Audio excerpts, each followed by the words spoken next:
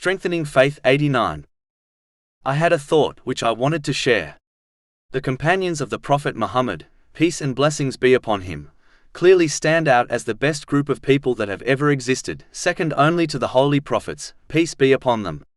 One of the things which made them great was their high aims and aspirations. In everything they did and said, they always aimed for the hereafter, instead of aiming for the material world.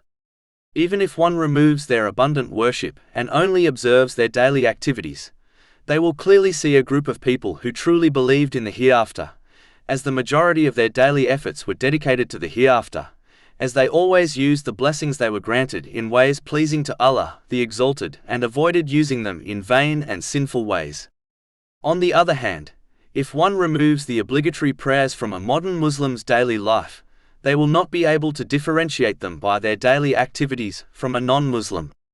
This is only because of their low aspirations and aims.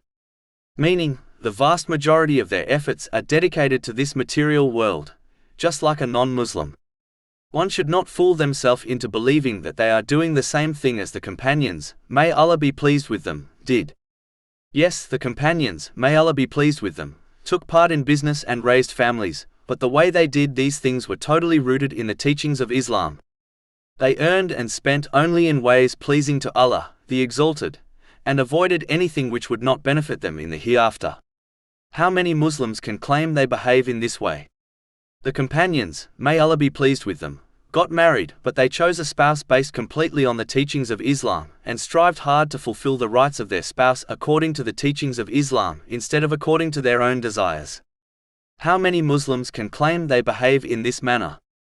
The companions, may Allah be pleased with them, raised children by teaching them the Holy Quran and the traditions of the Holy Prophet Muhammad, peace and blessings be upon him, and taught them to prioritize preparing for the hereafter over this world, by using the blessings they were granted in ways pleasing to Allah, the Exalted.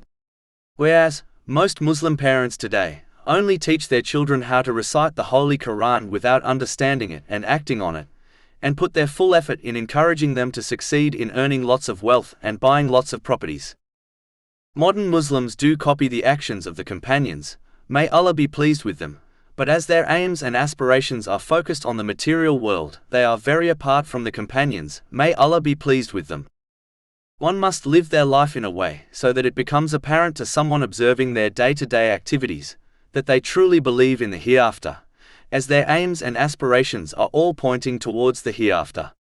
This is achieved when one uses the blessings they have been granted in ways pleasing to Allah, the Exalted, as outlined in the Holy Quran and the traditions of the Holy Prophet Muhammad, peace and blessings be upon him. One cannot behave like this only during the 5 obligatory prayers, which takes less than an hour of a day, and instead show this attitude in every action and word.